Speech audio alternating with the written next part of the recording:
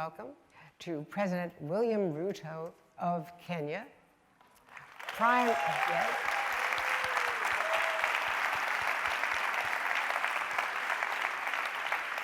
Mr. President, it's a great honor. Thank you. Well, thank you all. And thanks to Lily and Jean-Baptiste for waking us all up today.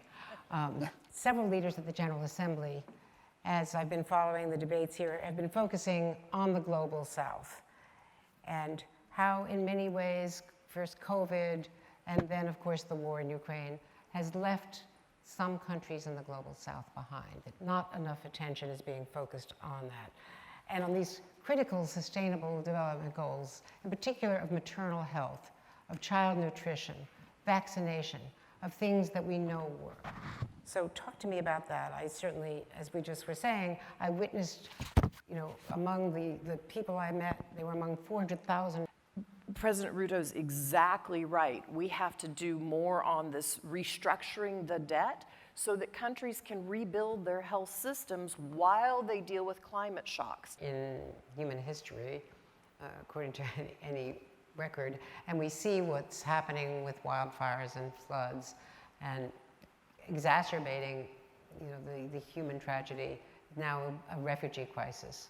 In human history, according to any record, and we see what's happening with wildfires and floods and exacerbating the human tragedy, now a refugee crisis. And it is true that we are off track on the achievement of both SDGs and also climate action.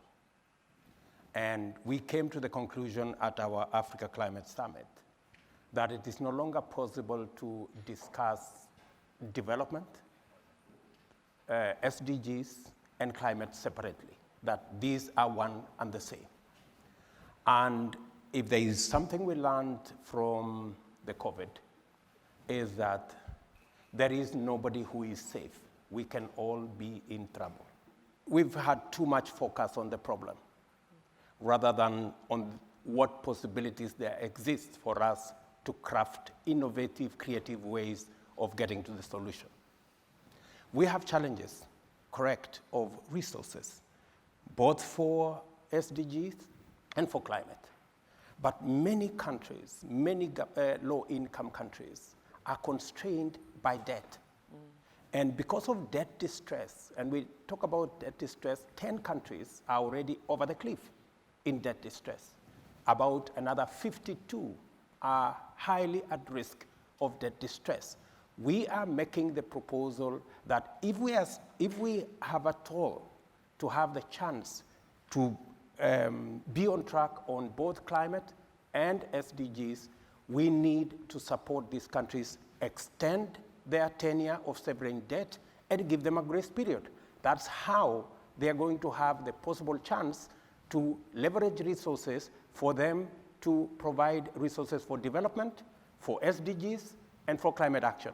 Secondly, we need to rethink the whole architecture around financing.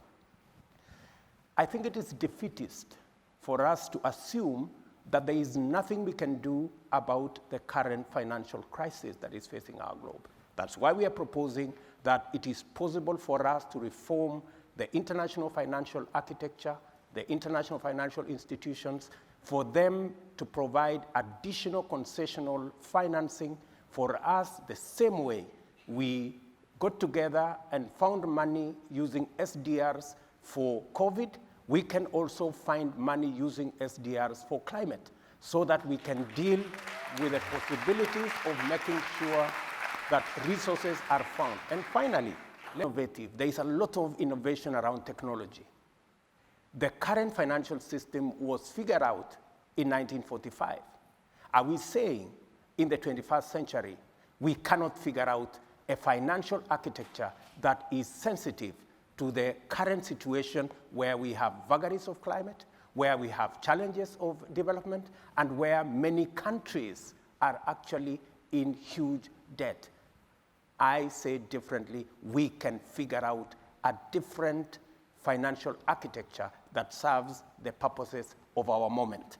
And it is the reason why, working with Bill Gates Foundation in Kenya, we are reconfiguring how do we deliver health. In fact, we're changing from curative to promotive and preventive.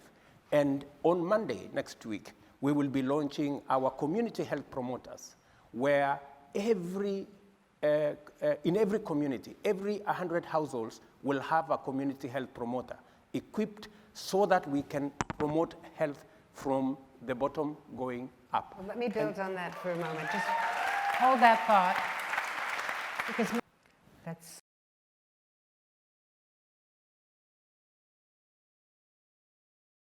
on an optimistic note, because I think our time has sadly expired. But I want to thank wildfires and floods, and exacerbating, the human tragedy, now a refugee crisis. And there is criticism that the refugees from Ukraine are being treated more preferentially.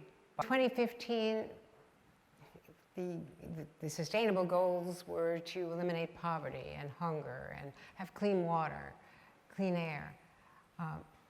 Too ambitious by 2030? I know.